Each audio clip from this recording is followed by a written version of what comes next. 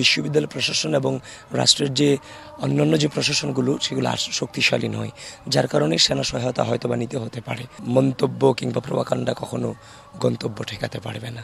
আজকে আমি জগন্নাথ হলের বৌদ্ধভূমি যারা বুদ্ধিজীবীরা এখানে যাদের কবর বুদ্ধিজীবীদের যে কবরস্থান এখানে আছে সেটাকে স্মরণে রেখে আমি জগন্নাথ হল প্রচারণা শুরু করতে যাচ্ছি। তো এখন গতকালকে রাতেও আমরা দেখেছি যে বিশ্ববিদ্যালয় গ্রুপগুলোতে মিস ইনফরমেশন ডিসইনফরমেশন ছড়ানো হচ্ছে। বারবার কমিশনকে বলা হলেও তারা কোনো কর্ণপাত করছে না। আমরা আজকে অথবা কালকে আবার কমিশনে যাব এই বিষয়টা নিয়ে। আর নির্বাচনের যে পরিবেশ, বাংলাদেশ জাতীয়তাবাদী ছাত্রদলের মাঠ পুরোপুরি আছে যে ধরা চলে হচ্ছে যে ঢাকা বিশ্ববিদ্যালয়ের শিক্ষার্থীরা উচ্ছ্বাসিত জাতীয়তাবাদী ছাত্রদলকেই তারা তাদের পছন্দের তালিকায় রেখেছে। সেটা আমরা যখন ডোর টু ডোর যাচ্ছি তাদের উচ্ছ্বাস দেখতে পাচ্ছি। কেউ আমাদের সাথে জড়ায় ধরছে, কেউ বলছে ভাই আমরা অপেক্ষায় ছিলাম, আপনারা আসবেন।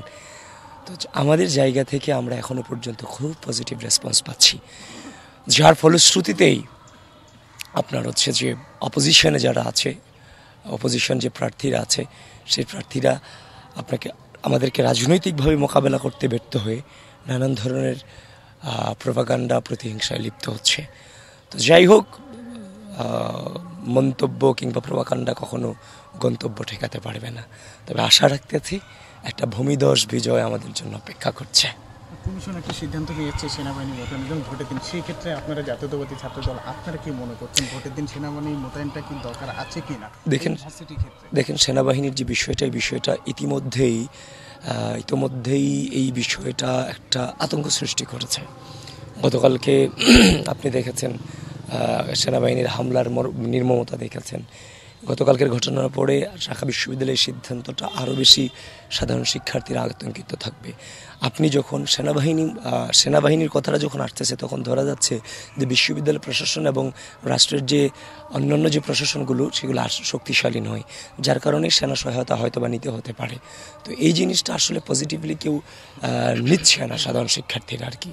তখন বিশ্ববিদ্যালয় এবং নির্বাচন কমিশন সেটাকে আরও ভালোভাবে বিবেচনায় নেবে আশা রাখি আর কি। আর যদি সেটা যদি আসলে ভয়ের কারণ না হয়ে থাকে, নির্বাচন কমিশন এবং বিশ্ববিদ্যালয় প্রশাসন আপনাদের মধ্য দিয়ে গোটা সাধারণ ঢাকা বিশ্ববিদ্যালয়ের শিক্ষার্থীকে মোটিভেটেড করবে, সে আশাটাও রাখছি।